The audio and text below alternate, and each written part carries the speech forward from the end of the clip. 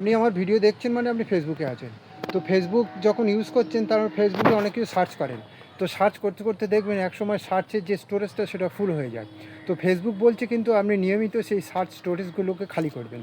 তো আজকে আসুন আমি দেখাই যে কত তাড়াতাড়ি ফেসবুকের এই স্টোরেজগুলো কীভাবে খালি করতে হয়। চলুন আজকে ফেসবুক স্টোরেজ খালি করার প্রথম ভিডিও। আপনার ফেসবুকের এই অ্যাপ্লিকেশানে যেতে হবে। যাওয়ার পরে উপরে বাঁদিকে 3 ডট আছে দেখুন, এই 3 লাইন, এখানে ক্লিক করতে হবে। তারপরে নিচের দিকে আমি এই সেটিংস অ্যান্ড প্রাইভেসি এখানে ক্লিক করুন। করার পরে এই উপরে সেটিংস আছে, এখানে ক্লিক করুন। ক্লিক করার পরে খুলে গেল অ্যাকাউন্ট সেন্টার আছে, এই দেখুন অ্যাকাউন্ট সেন্টারে ক্লিক করুন।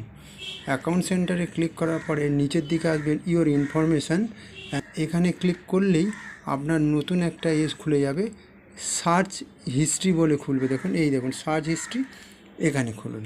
এখানে খোলার পরে দেখুন আপনার যেগুলো যতগুলো পেজ আছে বা আমি আমার প্রোফাইলটায় ক্লিক করলাম। ক্লিক করার পরে এই দেখুন এই হিস্ট্রি আছে, এতগুলো আমি সার্চ করেছি আমার প্রোফাইল থেকে, এগুলো আমি সার্চ করেছি। তো এখানে আসার পরে দেখুন একটা একটা করে আপনি এগুলো ক্লিন করতে হবে আপনার, অথবা আপনি ব্যাক করে এই একটা অপশান আছে ক্লিয়ার অল সার্চেস, এখানে আপনি ক্লিক করুন। ক্লিক করার পরে অল টাইম, ইয়েস্টারডে, এগুলো অপশান আছে। আমি অল টাইম যেটা আছে সেটা ক্লিয়ার করব। এই দেখুন এখানে ক্লিয়ার করলেই সমস্ত সার্চ আপনার ক্লিয়ার হয়ে গেছে। আর একবার চেক করে নিই দেখি ক্লিয়ার হয়েছে কি না।